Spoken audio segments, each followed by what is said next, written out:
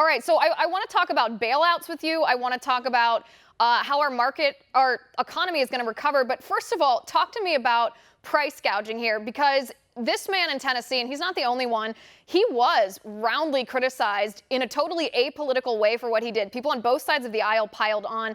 But you said sometimes the economy can be counterintuitive and that price gouging could actually be helpful. How so?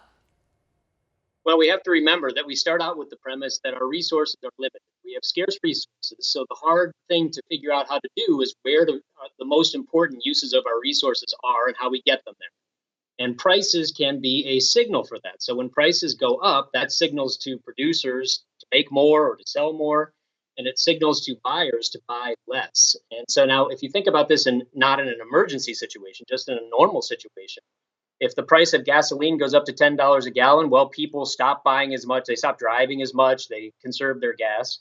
On the other hand, if the gasoline price goes down to $1 a gallon, well, everybody fills up and everybody goes on long trips. So now think about this in regard to specifically things like in an emergency situation, needed goods and services. If the price stays low, stays whatever it was, say, before the emergency hit, well, then what happens? Demand goes up, there's a spike in demand, and everybody rushes to buy the good at whatever price it used to be. And if there isn't a calibrated increase in price, producers don't make more and you have a shortage. And that's exactly what we have.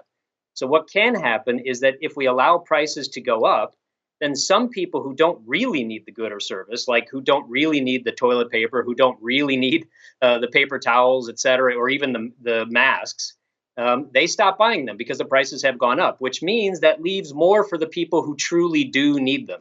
So prices can act as important calibrators and coordinators of goods and services, supply and demand, and they can help ensure increases in prices can help ensure that goods are actually there for the people who need them most.